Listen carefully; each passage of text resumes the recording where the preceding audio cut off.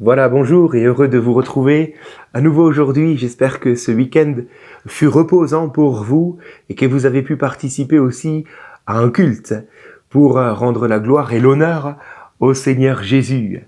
D'ailleurs, c'est le thème que j'aimerais que nous puissions aborder ensemble aujourd'hui.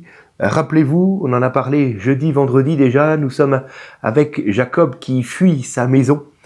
Dans ce thème de trouver la paix de Dieu au point de pouvoir s'endormir sur un rocher, dehors, malgré le contexte de stress et d'angoisse dans lequel il était à ce moment-là, peut-être poursuivi par son frère qui est un habile chasseur et qui ne veut qu'une chose, c'est sa mort.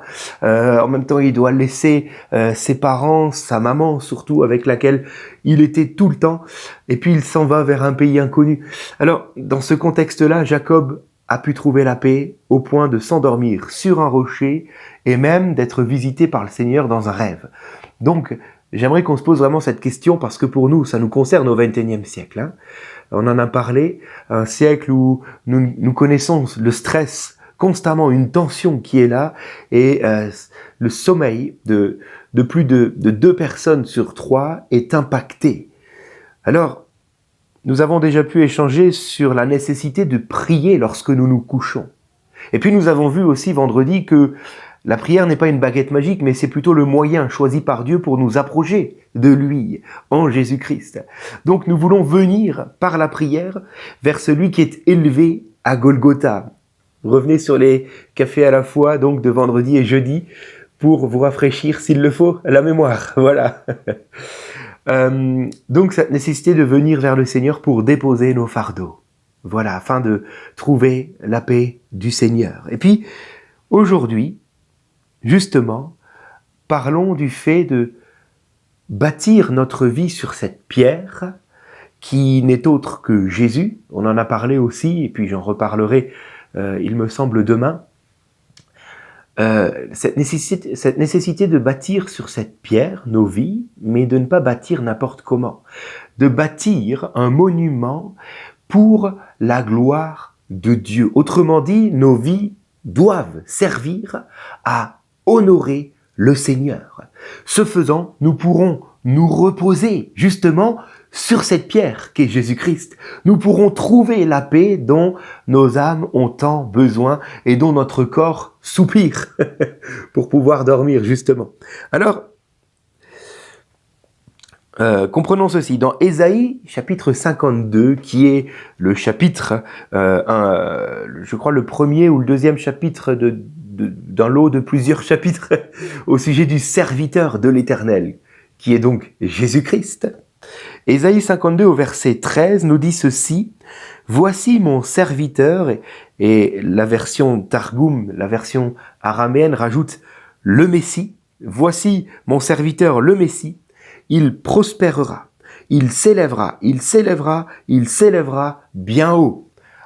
3 fois, il est répété, il s'élèvera. Nous retrouvons là derrière le mot makom, l'un des noms de Dieu qui veut dire être élevé. Il s'élèvera à 3 reprises, le texte le répète. Pourquoi 3 fois? Pour un juif, si le Saint-Esprit a besoin de répéter la chose, il s'élèvera. S'il a besoin de le répéter 3 fois, cela veut dire que le Messie, lorsqu'il viendra sur terre, s'élèvera bien plus haut que tout ce que Israël aura pu réussir. Autrement dit, les Juifs disent, le Messie donc s'élèvera plus haut qu'Abraham, notre patriarche, plus haut que qui encore? Que Moïse. Moïse qui a vu Dieu, et qui a reçu sur le mont Sinaï les tables de la loi, les commandements du Seigneur, et les révélations des écrits du Pentateuque. Et donc, plus haut que qui encore? Qu'Abraham, que Moïse. Et donc les Juifs disent, qu'est-ce qu'il y a de plus grand qu'Abraham et que Moïse? Les anges, car rien sur terre n'est plus haut. Donc, le Messie sera plus haut qu'Abraham, que Moïse et que les anges. Et nous retrouvons, c'est vrai, cette vérité dans le Nouveau Testament, dans l'Épître aux Hébreux, chapitre 1er, versets 4 et 5, où il est écrit « Il est, en parlant de Jésus, il est devenu d'autant supérieur aux anges qu'il a hérité d'un nom plus excellent que le leur. Car auquel des anges Dieu a-t-il dit, tu es mon fils, je t'ai engendré aujourd'hui. Dans Philippiens 2, verset 9, justement, parlons du nom de Jésus. Il est dit, Dieu l'a souverainement élevé et lui a donné le nom qui est au-dessus de tout autre nom. Alléluia. Tout genou fléchira au nom de Jésus-Christ.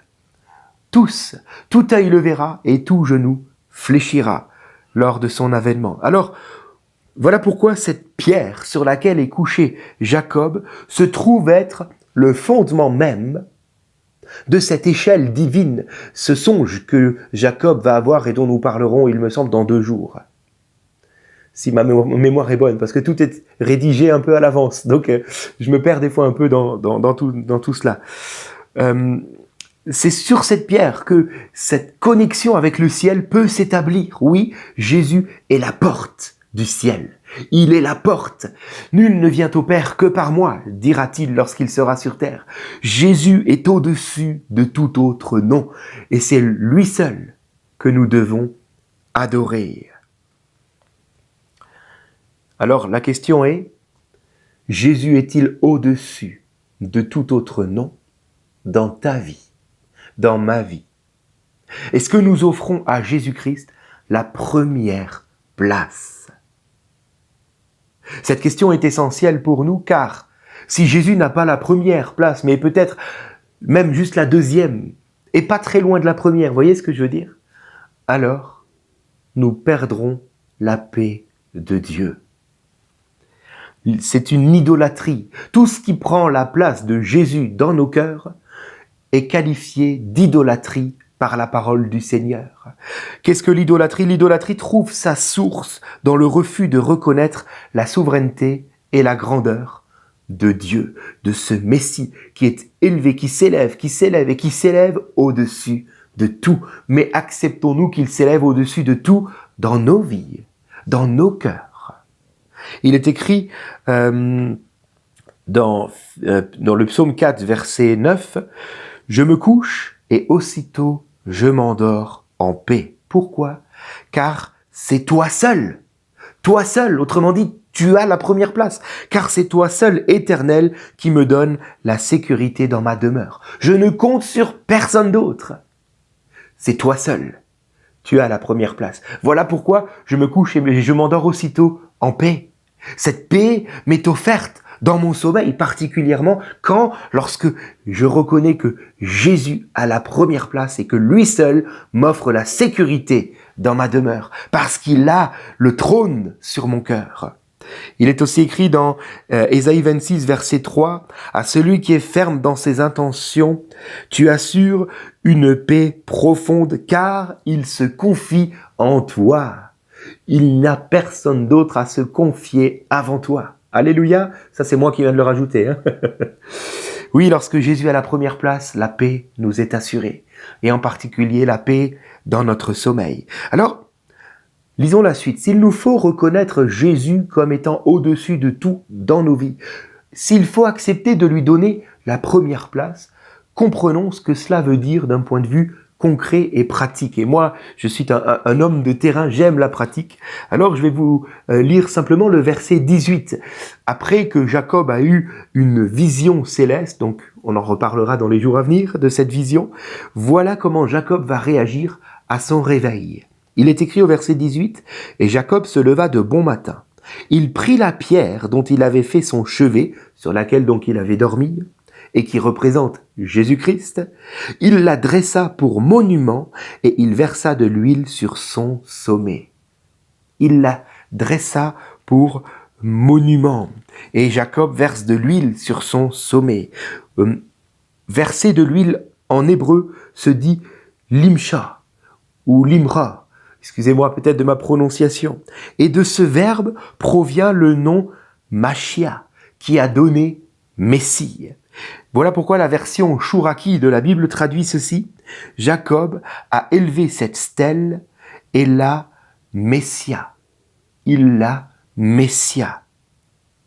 En effet, Jésus-Christ, le Messie, est oint. Nous retrouvons cette vérité dans Ésaïe 61 que Jésus va citer d'ailleurs dans Luc 4, 18 lors de son discours dans la synagogue où il dira « L'Esprit du Seigneur est sur moi car il m'a oint pour annoncer une année de grâce, etc. etc. » Oui, Jésus est le Messie oint et Jacob va oindre cette pierre. Il va la Messia. Nous sommes, frères et sœurs, si nous reconnaissons que nos vies doivent se bâtir sur Jésus, sur cette pierre, que cette pierre est la porte du ciel, que nul ne vient au Père que par Jésus-Christ. Si nous le reconnaissons ainsi comme notre Sauveur, nous sommes aussi appelés à le reconnaître comme notre Seigneur et lui rendre l'honneur, c'est-à-dire bâtir nos vies sur cette pierre en dressant pour monument Jésus-Christ, lui rendre l'honneur, verser sur lui cette huile sainte que nous recevons lors de notre conversion par le Saint-Esprit. Oui, nous recevons l'Esprit afin de sanctifier Christ dans nos cœurs, dans nos vies. Et donc nous bâtissons, nous érigeons nos vies telles une stèle, un monument à la gloire de Dieu qui reflète Jésus-Christ. Est-ce que les gens autour de moi voient ma vie sur cette pierre ? Qu'est-ce qu'ils voient en réalité? Est-ce qu'ils voient Jésus-Christ oint? Est-ce qu'ils voient une pierre Messia qui a été Messia justement, qui est le Messie? Ou est-ce qu'ils voient mes réussites, etc. Tout ce que je peux construire, bâtir moi-même dans ma vie, pour ma vie à moi, vous comprenez? Ou est-ce que les gens voient Jésus-Christ? Je suis appelé donc à donner au Seigneur la première place pour trouver la paix. Cela veut dire, je suis appelé à bâtir, mais pas n'importe comment, dans ma vie, à bâtir cette pierre, à l'entretenir, à veiller à ce qu'elle soit oint, toujours dans ma vie, en la sanctifiant par le Saint-Esprit. Que l'odeur de Christ émane autour de moi. C'est là que la paix m'est assurée et qu'elle me sera conservée jusqu'au bout de ma vie, car Christ est honoré dans ma vie et par ma vie. Jacob, du moins, va faire cela. Il va oindre d'huile cette pierre. Il va la dresser en monument. Je veux apprendre à dresser en monument Jésus dans ma vie. Que tous ceux qui regardent ma vie au loin ou de près voient Jésus-Christ en moi. Alléluia. Alors, qu'attend Jésus de ma vie? Qu'attend Jésus de ta vie? Peut-être est-ce le temps aujourd'hui de réfléchir à ce qu'il nous faut aujourd'hui dresser en monument pour la gloire de Dieu.